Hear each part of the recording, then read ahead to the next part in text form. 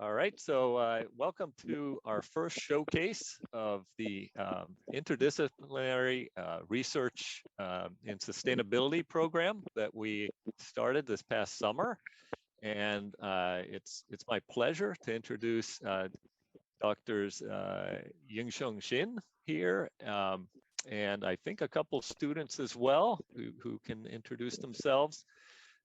This first project, again, this is offered through the sustainability program here at Bridgewater State University, and myself and co-coordinator Zhengrong Ru are very excited to hear about assessing the factors that influence local governments' adaptation of sustainability policies and programs. And so I'm going to give Yongjun the floor here in a moment. At the end of this, which will be about 30 minutes, we'll have another 10 to 15 minutes for questions and answers. So please come up with questions. So take it away, Yongjun. Thank you. Thank you. And first, I'd like to thank you, the Center for Sustainability, for giving us this great opportunity for faculty-student collaboration. So over the last summer break, we met and worked very hard on this project. I'm very happy to share our final report. And so we have Dr. Melinda Tarsi and Dr. Boah and Shin, Hayden, Doherty, and Yvonne, Gorski, and Devin, Monroe. So we did a very good job and good teamwork. So thank you guys again. So let me turn my screen. So this project, I believe in this room, everybody is aware of UN SDGs. So I'm not gonna explain about this term, but UN SDGs is an international global effort. But the local community, actually, they are the real agent to implement these UN SDGs. So we need to understand their struggle and their challenges. So we want to see what factors actually affect their implementation or adaptation with the policy related to sustainability, and get this idea and give some implication for better policy adaptation and implementation. That's why we choose this topic. But we studied the previous research on this area and found that there's a couple of factors like a political culture, institutional and economic and intergovernmental variables. But mostly they are nationwide survey. So they did some survey and data analysis and found these like a macro level factors. But we want to see at local level, a more micro level, so what is the more peculiar conditions that affect local communities' adaptation of the policy. So we choose two similar and contrasting communities, local community in our area and Southeastern Massachusetts, Bridgewater and Marshfield. And in terms of demography, they are similar, but they have very different government structure and also contrasting geo-ecological condition. As you know, Bridgewater is in inland, Marshfield is in, next to the ocean. So we have they have different ecological geographic conditions. So we want to see how these kind of factors affect their adaptation of the policy. So gather this, through this research, we hoped deliver some implication on local communities and the state and municipal and federal governments. So we're going to talk about the end of this semester presentation.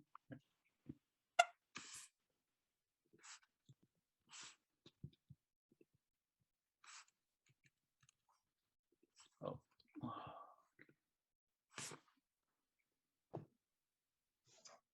So again, the towns that we compared were Bridgewater and Marshfield. We chose these towns because they're similar in demographics. For instance, as of 2019, Bridgewater has a population of 27,000 and Marshfield has a population of 25,000. The two towns are also similar in regards to medium household income. For Bridgewater, the medium household income is 95,000, while Marshfield is 103,000. 100,000, sorry. The two towns also have fairly low percentages of residents living below the poverty line. In Bridgewater, the population living below the poverty line is 9.4%, and in Marshfield, it is 6.2%. The average property value in Bridgewater is $358,000, and in Marshfield, the average property value is $460,000.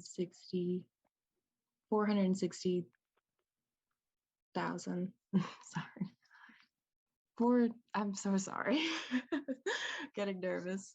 To put things into perspective, the United States median household income is roughly $62,000, and the percentage of the US population living below the poverty line is 11.4%, and the average property value is $217,000. These statistics show that Marshfield and Bridgewater are similar in demographics, as well as that they are affluent communities. As for town government structure, the two towns have different structures. Bridgewater has a town council with representatives that the residents elect, while Marshfield has board members as well as open town meetings. Lastly, the two towns differ in location.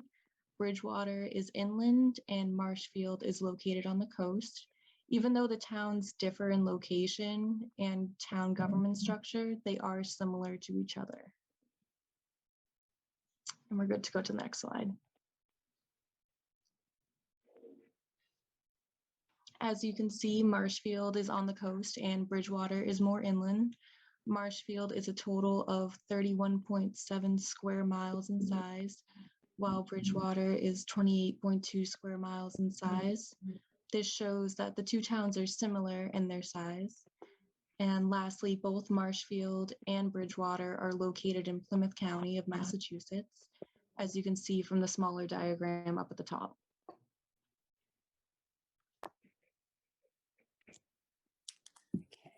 Good morning, everyone. So some research questions that we developed, but this was a big one, of course, was what affects the two towns' adoptions of sustainability-related programs and policies. Question 2 was whether and how government structure affects the two towns' adoption of sustainability-related programs and policies. And to piggyback off of the speakers prior to me, the government structure, like they were saying, Marshfield, they have town meetings, and it's different from how Bridgewater gets things done.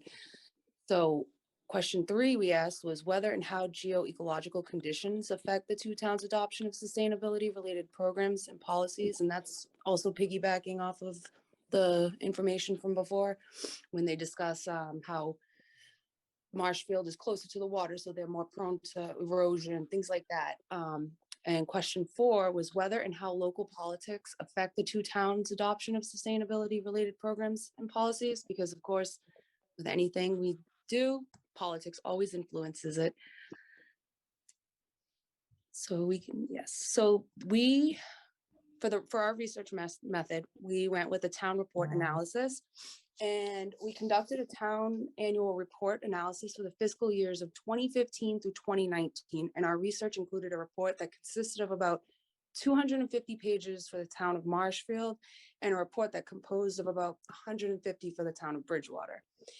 Next, we used an open and structured coding scheme to create 3 major sustainability dimensions, which included the environment, the economy, and society, of course.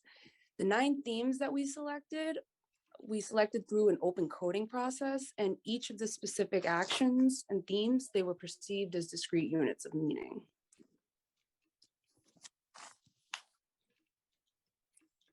So for the bulk of the research for this project, as Devin said, we looked at town reports from both Bridgewater and Marshfield, Massachusetts.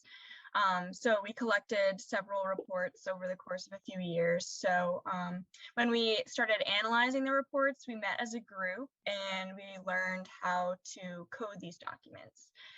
So we did 2 as a group all together, where we learned to look for the 3 aspects of sustainability, or the dimensions of sustainability, as you can see on the left. So this includes environmental, economic, and societal. And during this lesson, we went through each page of the document and looked for any relevant information about environmental issues or policies, any economic information, as well as any societal issues or programs that were in the reports. When we did find any of this information, we decided as a group if it was relevant to our project, and then included it in a shared Excel file where we would put important information, including quotes, page numbers, speaker information, and then what aspect of sustainability that it was. So this chart that you see in front of you is a depiction of what was highlighted throughout the document. So we divided up each report to, I think we each got about 2 or 3, and we combined all of the relevant information into one shared Excel sheet.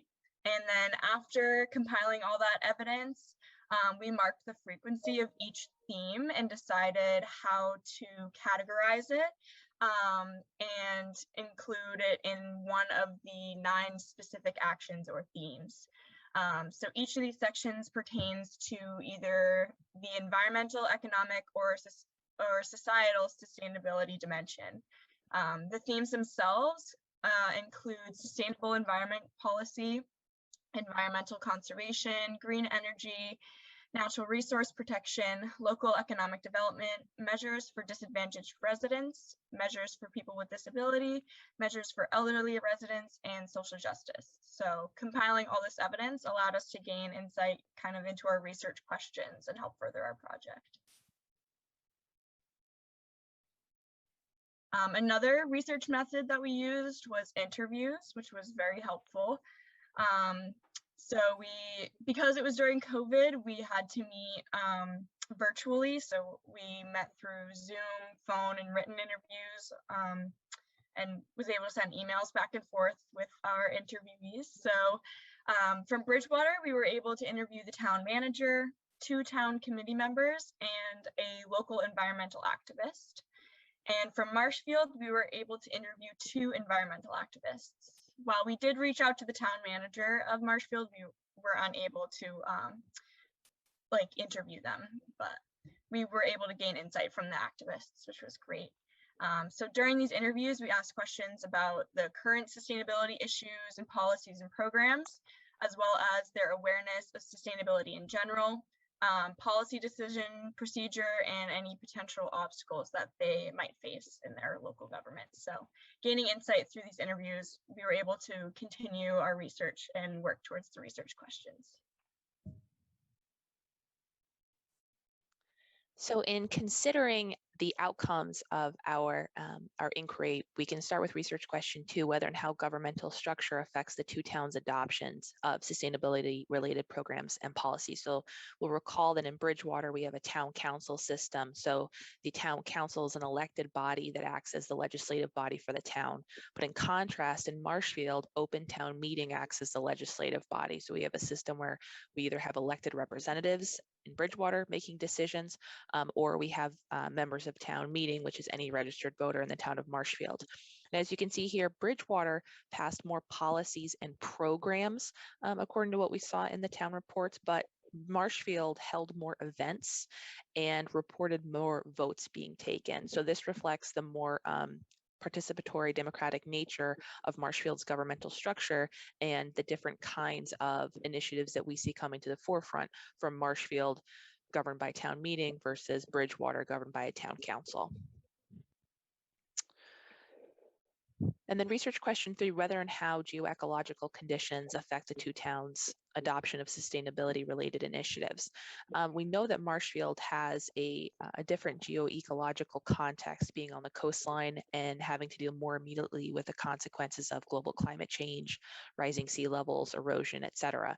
Although Bridgewater does have open space and inland wetlands, the 2 towns, although again geographically pretty proximate to one another, are a bit different in the different kinds of environmental and ecological issues with which they have to contend. So we see that Marshfield had a higher percentage of initiatives on the environmental dimension at 84% than Bridgewater did at 57%. So again, we think that this is most likely due to the fact that the geoecological context of Marshfield poses different threats and different challenges that the residents of that town need to meet with their initiatives. So Dr. Tarsi already explained about the different given geographical conditions for two different towns. So obviously the Marshfield has a much more of the water feature, and then they have a much more the high risk about the climate change. So that is why probably when you compare 9 different themes based on their entire action for the sustainability, the Marshfield has a much more environmental and then environmental conservation and the protection the actions rather than the Bridgewater. So especially for the environmental protection actions is much higher. It's almost like a half over the half percentage of the entire the 9 or the theme actions. And then relatively other things like the green energy and the natural resource protection and then local economic development and the measurement for the disadvantaged residents and then people with a disability and the elderly, the residents and then social justice, those actions for the sustainability, the city of Bridgewater has a much higher, the large percentage, the action rather than the city of Marshfield. Next one, please. Yes. So when you compare the different time period for the city of Bridgewater, the comprehensive plan based on the sustainability dimension. So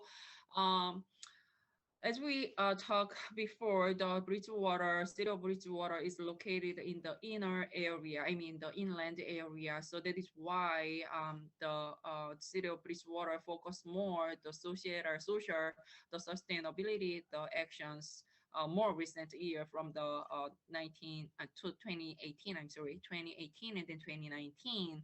So when you compare with the other the actions and then other cities, the city of Bridgewater has much more effort to increase the more social the sustainability, and then especially for the disadvantaged the residents and then some people who need the more the help, the city of Bridgewater support and then distribute all the effort to those kind of peoples. So regarding the research question 4 about the how weather politics influenced their program adoption. So we found that both communities had the politics, particularly in Bridgewater. We found that there's some discrepancy between the town manager's perception about citizen and the town committee's perception about the manager. So the town managers actually indicate that a couple of citizens, they are at odds with his agenda oftentimes. And also the committee members see town manager doesn't have any long-term vision and also management issues. So there's some potential tension between the two entities. And these both community, Bridgewater and Marshfield, had a plastic ban regulation. A couple of years ago, they passed a regulation. But at that time, both community underwent serious politics. For Bridgewater, there are council member who opposed this policy, and there's a political around that. And Marshfield too. Marshfield has the business groups actually oppose the regulation because it affects their business. Also, there's a council member actually oppose the regulation too. So we found that local politics actually influence the adaptation of the program. But in this case, in the plastic ban regulation case, both the citizen group won the cases. Our case study. And we are answering our main research question, then what affects the town's adoption of sustainability rate programs and policy? We, through our case study, we found that the local government structural and geo-ecological condition and local politics, all these 3 factors actually influence the adoption of the program. But there's much more. If we found that through our in-depth interview of the stakeholders, the most important implication we found that is education actually. Almost all interviewees said education is the key because they need support from the citizen. So I'm gonna read about a quote from the Bridgewater town manager. So according to him, the town manager, he said, I found that most Bridgewater residents really don't think in terms of sustainability. I mean, there's something that people in my office take much more of a quiet leadership role in implementing than it does from sort of a grassroots population. I think honestly, the biggest challenge I would say money up to until a few years ago. I think now the biggest challenge comes with how we articulate the benefits, whatever the sustainability program is, and how we articulate that to the residents, and where we desperately need resident buy-in. I think our biggest challenge internally is making sure that we can bring the present along with us. A lot of that depends on education. And also the other environmental activists, they said education is the most important thing we need to emphasize when you promote sustainability in local community. And second, we found that local citizens group, the activist group, they obviously it's not surprise, but they lack of resources, expert support, and government support. So they just work with their passion and commitment. So when they need help, they reach out to community members and use their networks, get information and support. So we need to support more resources and technological or expert knowledge to the groups, particularly Bridgewater State University. So I think the university can provide much more to local environmental groups and sustainability groups. And we also found that another important implication is communication. So both environmentalists, they recall that when they present their initiative at the town council or town meeting, the public presentation played a crucial role. So for Marshfield case, there's a high school students extracurricular group. I forgot the name. It's something Marshfield Green something. But they have some excellent speaker students, and she delivered a powerful speech at the meeting. So the environmentalists recall that the powerful speech actually persuaded many people's mind to change their in favor of the regulation passing. And in Bridgewater too, when the local group actually trying to pass the regulation, they had BSU economic professor actually in help, and she delivered a proper speech with much more like experts' opinions and the petition. So she believed that the professor's role was very crucial to change the town council members' mind. So communication is very important in terms of rhetorical strategy, and as you might know, like logos, ethos, and pathos, they're important rhetorical tool and skills we need to use. And the last one, framing. So in Marshfield environmentalists, they said that when they brought this idea to the community, the community members were very afraid of the economic damage from the initiative, the regulation. So that's why they oppose the policy, the regulation. But that's why they think framing the kind of initiative as more economic booster rather than the burden. That's important step to actually have more influential policy initiative. So that's the 4 implication we found. Maybe it's beneficial to local community and the citizen groups. And of course, this is a case study, so we cannot generalize our outcome. But we believe the implication and the research findings are useful to local community. And we can expand these factors to more statewide, nationwide, large scope of research to verify the 3 factors and other implication for more generalize your research outcome. Thank you.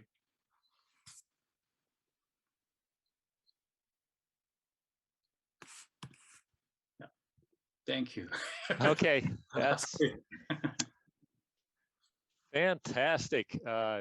Very good. I hope you all are hearing me. I'm unmuted. Yep. Okay.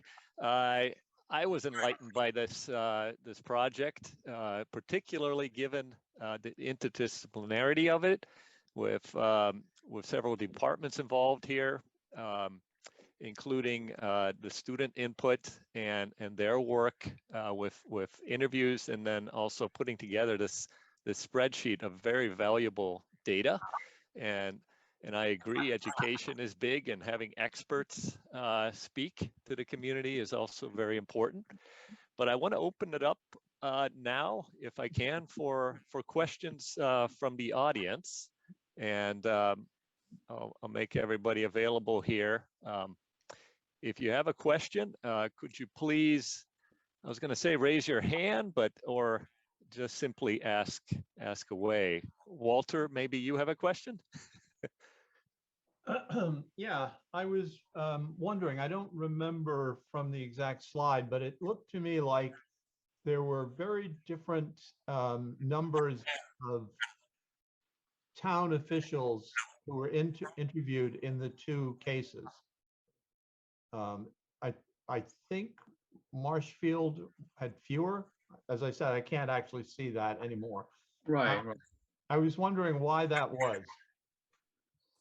So Marshfield, yeah, 2 environmental activists, no town committee members or town officials. yeah, we actually sent multiple emails to Marshfield town officials, but we didn't get any response from them. So unfortunately, we couldn't get have a chance to interview with the town officials. That's our maybe one of the limitation. Okay. Would that be accountability? Because I mean, Bridgewater, you know, like you were saying with politics, it's a little different in Bridgewater. So maybe people aren't held to the same, you know, in Marshfield. That could be why we didn't get an interview with them. People would be, yeah.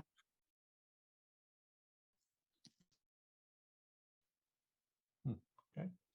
Yeah, thank you for those questions. Are anybody else? Please ask away. I have you all up on the screen here, and I ask you just unmute. And Erica? Maybe? Okay, I noticed Erica's unmuted, so I'm not sure. Okay. Can I ask a question? Of course, Young, go for it. Yeah. Oh, first of all, thank you so much. I was so happy to see this project developed, you know, this far, especially during the pandemic, you know, when everybody was, you know, halted, you know, they got stuck.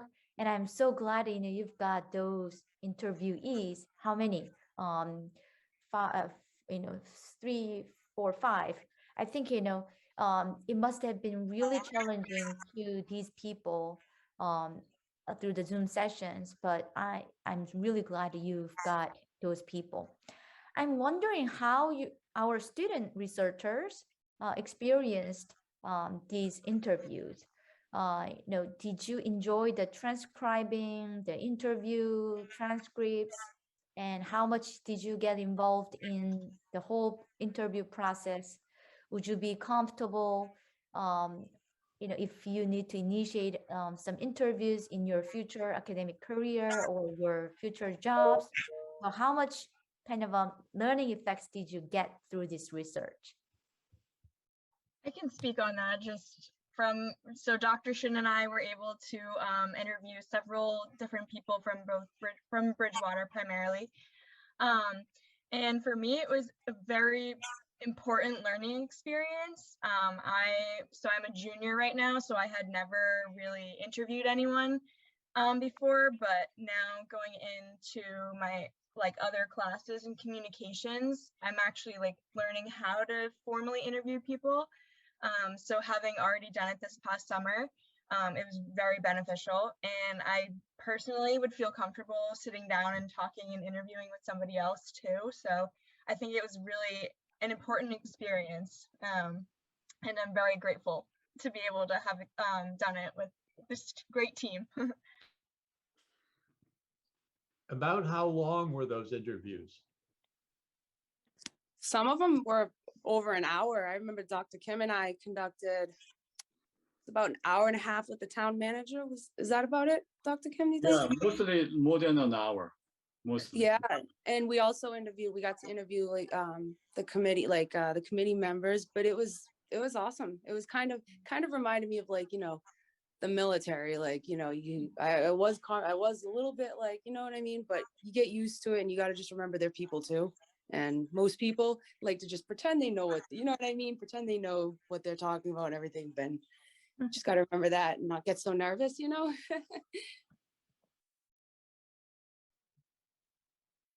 I'm not really clear on how that reminds you of the military, but.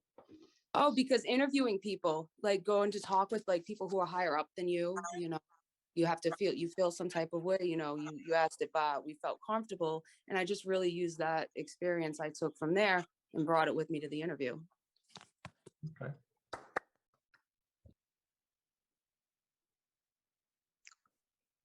Yeah, I Okay. think that's a really good question and a very good comments. So I think every researcher bring the different background and a different kind of life experience into this research.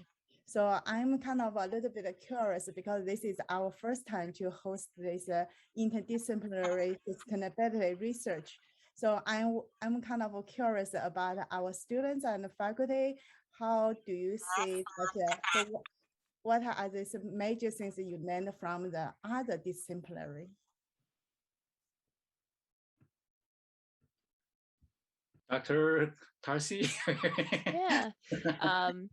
I thought, and I don't know how everyone feels about it, but especially as faculty, we sometimes get a little bit siloed and we can only see, or we have a hard time seeing an issue maybe from outside of our discipline. So thinking about, you know, my first reaction automatically is to assume that it's the political structure that explains everything.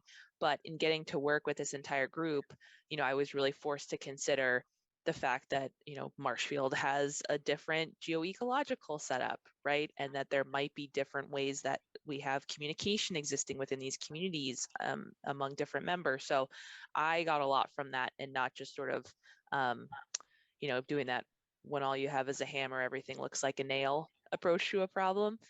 So I had an amazing time working with this group and everyone having such different backgrounds. And I saw a comment from the chat box, and then Nafari hasn't asked us. Don't remember if it was talked about, but what drew you to select Marshfield and Bridgewater for this project? Was it done out of convenience? Was there something particular that drew you there? Actually, it's both. Because we are affiliated at Bridgewater State University. Yeah, we have a commitment to civic engagement, community engagement. So that's why we choose Bridgewater. And we think about that, as Dr. Tas mentioned, that there's some geographic difference. We want to compare how that geoecological difference actually influence the program adaptation. So we figured out that Marshfield can be an option because it's in the same county, similar demographic, but they have different geographic locations. So that's why we choose. It's both actually. It's a convenient, and also we have an intellectual curiosity about the difference. Yeah, that's a great question from Nafari. I think, you know, when you're sampling different areas, it's important to justify why you sampled it, and that makes good sense to me. As a physical geographer, location is extremely important, and certainly the environments are different. So I can see your point there. I think in addition to the geographical differences, but also the political structures, you know, right? Political structures of these two towns were one of the, you know, key kind of factors that your team considered, right? One town has a town manager, but the other has different kind of, you know, leadership positions and then more open democracy. So one of the research questions addressed how political structures affect the adoption of sustainability policies. So I think, not only convenience and civic engagement, but also the different political structures was the very important factor. Yeah, thank you. I forgot to mention that. Another sort of way of approaching it, but I think it would be way beyond, what you'd have been able to do. And I know Yongjun is very aware of this, would have been a network analysis to see the nature of the ties both within each town and across the two towns. Would have been really interesting to see. In recent years, various issues have been studied using network analysis and have revealed some really fascinating kinds of results for things such as groups arguing for reproductive rights, gun control organizations, and others. So that's, if you were going to do it again and you had a lot more resources. Right. So it's another good project suggestion, actually. Yeah, I'm most interested in net analysis, and I did use for my dissertation. But because of the time limited constraint, we couldn't do that. But definitely, it's worthwhile. Expand our research to have the method. Investigate this topic. Yeah. No, absolutely. I understand that. Yeah. Thank you for the suggestion. Next project. Right. Happy to take any other questions. Maybe there's some students that would like to ask some questions about the project or continuing with the project. I have a bunch of really bright students that are on, but I don't know, maybe they're shy. Oh, don't be shy. We are ready. Ask any question. So do you think anything's actually going to be done with this information? I know it's kind of a blunt question, but I mean, I know how, do you think we'll, see anything come of it?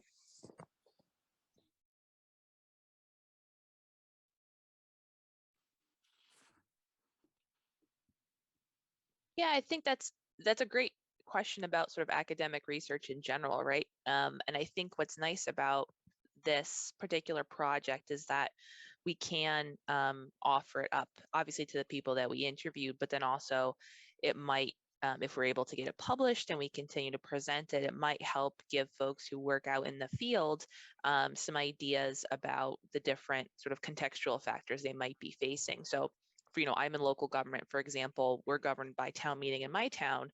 And, for me, this just sort of reinforces how important it is to get information out to the community, to make sure people turn out at town meeting to vote, because that's where things are actually happening.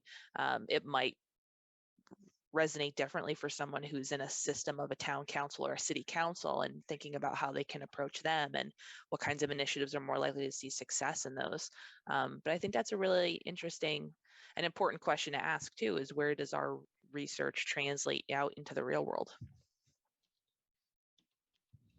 I think this research is really fascinating because I think one of the things that I immediately connect is, we should talk more about the sustainability in our higher education system.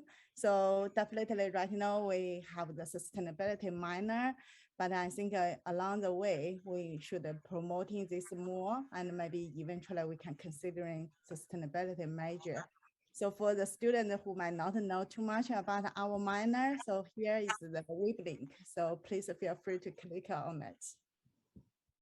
Okay, hang on. Oh, there's another question from Aaron. How did you select your team of researchers?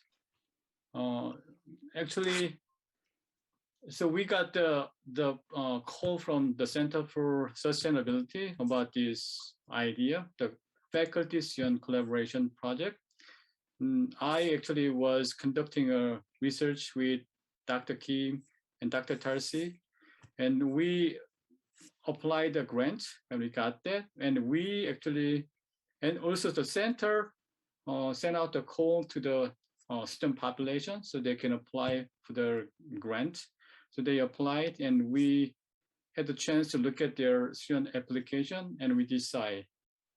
So we choose Hayden, Devin, and Yvonne for our student researchers, as just student researchers. Yeah.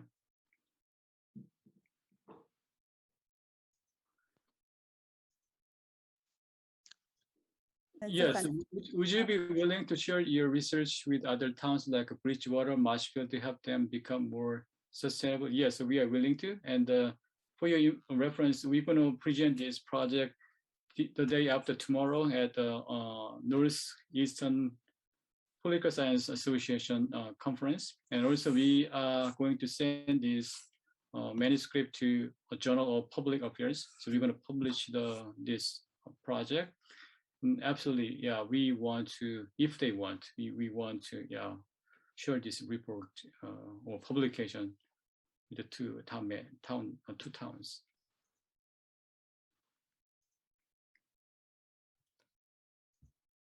So may I add something to Aaron's question? So Aaron, I think right now the workshop you just attended is just our ISR, Interdisciplinary Sustainability Research between the academic year 2020 and 2021. So we are in the process of hiring students to join the next 3 groups of research for 2021 to 2022. So if you are interested, you can let us know, and then we can share with you some topics they are working on, and then you can help us to carry the project among this cross-disciplinary. Sorry. Yeah. Yes, and I would add that we'll have those up on the website too, those projects. We've already identified 6 faculty in 3 different projects. This is going to continue, and I am so thankful for the work of this crew that we've heard from today. We're also going to have another presentation on Friday at the same time of a slightly different type of crew, but I'm part of the crew. And I can say that I had a wonderful time with a computer scientist and faculty from the English department and students, 4 students involved there. Are there more questions? I have one question. Yes, please. My name is Christina DePina. I just wondered, out of the 3 factors, which for either city did you feel had the strongest influence or affected them the most in the process?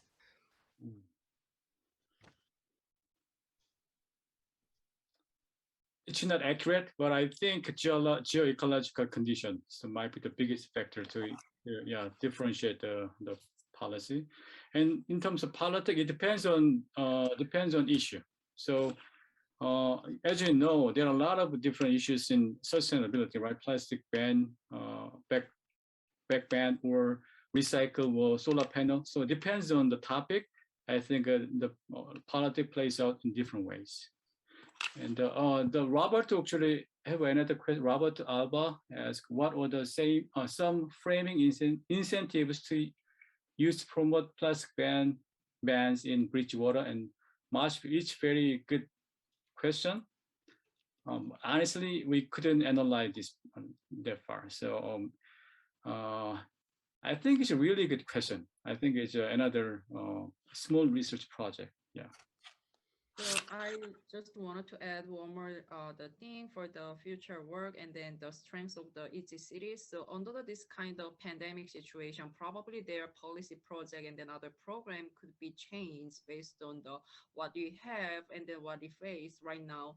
So probably there can be a certain more support for the low income family rather than the environmental aspect because of the certain circumstance from the COVID thing. So probably another study along with the the before and then after the COVID or pandemic thing could be an interesting topic.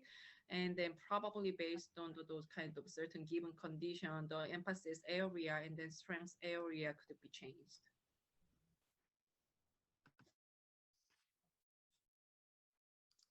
I'm going to put everybody up, and we do have a couple more minutes. If there are any questions or comments, I'd love to have them. But I do believe that Yongjun and the crew in Kyung and Melinda Tarsi would be very willing to take your questions via email if you have any more comments or questions. So I want to take this moment here to first of all thank you for a very professional presentation and a great cohort of students and faculty working together from different departments and putting together this wonderful project with plenty of stuff to do in the future. So my thanks go out to you, and I hope that some of you might be able to attend the Friday seminar on green spaces, which is another project. Again, at the same time, and we'll send out that link to you. So thank you very much. Thank you. Thank you. Thank you, everyone. Have a good one. Yeah, please, All right. if you have a chance, help us to take that survey to give us some feedback for this event, because your feedback is very important for us to continue the exploration about the ISR and other kind of events. Indeed, thank you. Shengrong, I forgot about that. Yep. Thanks a lot, everyone. Thank Yeah. you. Have a great day. Yeah, thank you. Thank you. Thank you to the students. Yeah. You did such a wonderful job, Yongjun.